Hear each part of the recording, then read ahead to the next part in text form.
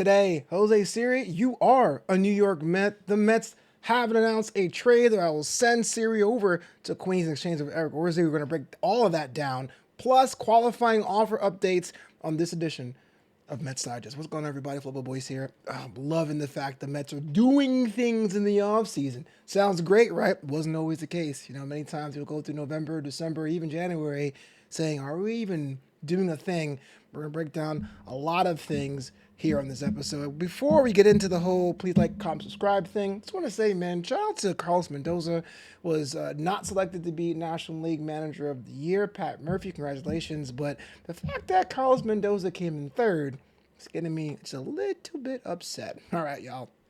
Do me a favor, if you love the content here on the channel, like the video, subscribe to the video, share it amongst friends, myself, alongside Mike D'Angelo. We work tirelessly to get you all different viewpoints where it comes to Mets news and notes, and your support means the world to us. Exactly. The rumor mill is not a rumor right now. It is official. Jose Siri is heading over to Queens in exchange for Eric Orze. Now, that's kind of interesting because Jose Siri was an outfielder that really wasn't on anyone's radar as far as coming over to New York, and David Stearns made sure he was in full David Stearns mode with a sneaky signing. And why is it sneaky? Well, two reasons. The small reason is that we were talking about the idea of what the outfield was going to look like in case we do get Juan Soto, in case we don't.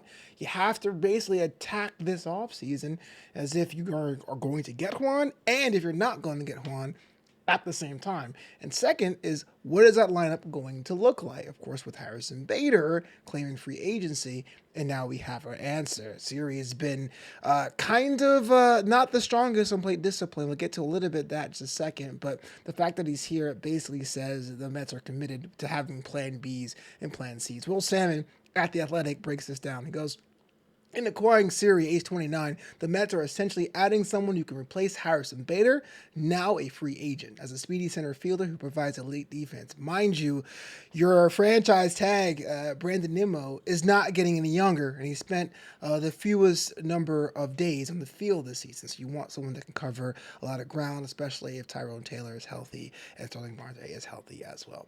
The move helps Mets avoid the premium they paid last winter for Bader. Remember the last year's roster that was cobbled together with tape and glue.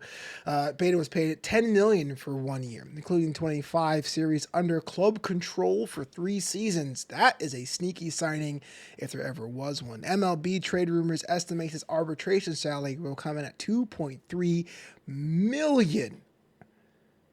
Wow. So what does that mean? Well, for about a little less than a fifth of what you paid for Harrison Bader, you have someone who is just as good on defense. The flip side is what we mentioned just a minute ago, is his plate discipline is pretty awful. Strikes out a whole lot. And so reading this, it looks like it's a plus for New York, but I wanted to see what did Tampa feel about this? Because, I mean, they are giving up someone that's really been one of the more fan favorite players, electric even, alongside Randy Rosarino, who went to Seattle this past season. This comes from the Tampa Bay Times, so this is actually on the Tampa Bay side of this trade that has Siri heading over to Queens. Mark Tompkins writes, Siri at his best provided elite-level defense, but he also had lapses in concentration and inconsistency in his performance and effort. In fact, the article, this is actually cut for brevity, the article talks about how he was benched twice during the season for lack of hustle. Last season, he hit a 187 with 18 homers, 47 ribbies, 14 steals, and a 620 OPS, striking out 170 times and 448 plate appearances. Well, those numbers aren't necessarily inspiring, but the fact that some RBI action says, okay, you could be a 5th or 6th scoring option of case if you are in the mix for the outfield.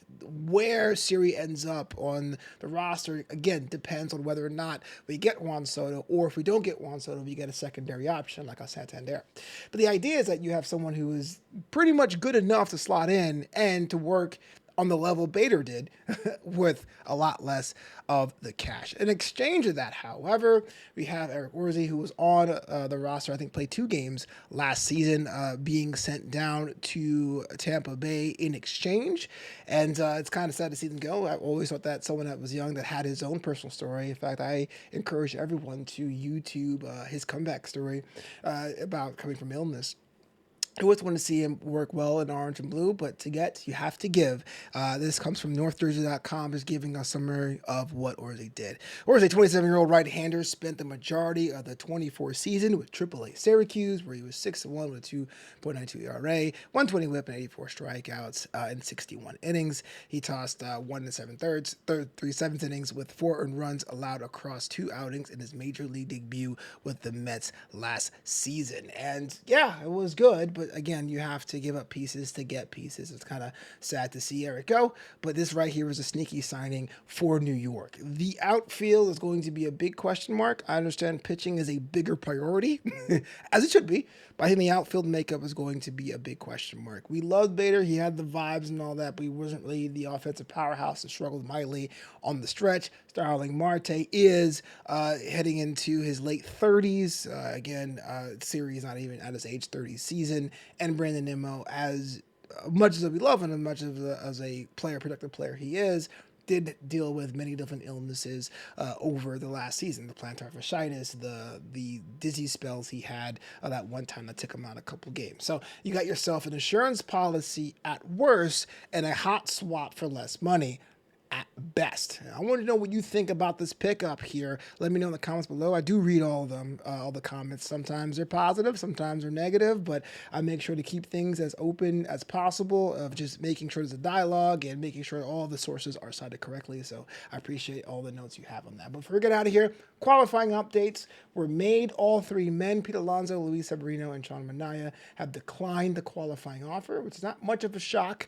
Most players do decline the qualifying offer. They're all now 3 free agents. I thought if anyone of the 3 that would accept the offer would be Luis Severino for that 1-year deal valued at $21.05 million. But alas, all 3 men are now free agents. Now the hard work becomes for each of them to find out where their home is going to be. Sean Manaea, Pete Alonso are probably looking, or not probably, they are looking for multi-year deals at a premium. Maybe the Mets are in the conversation for that. I would like them to be. As far as Luis Severino, I'm not sure what his intention is over length or AAV, but definitely want to make sure that he has some security as well. So what we think about this, all 3 men are denying or rejecting the qualifying offer. That's Luis Severino, Sean Manaea, and Pete Alonso. If you can sign 1, if you can sign 2, if you can sign 3, let me know the list down in the comments below. Hey, you reached the end of the video. Thank you so much. Crazy day in Mets land, and I know there's going to be more to come. The Juan Soto sweepstakes roll on. We have more updates for that coming down in the next coming days. Again, my name is Flobo Boyce.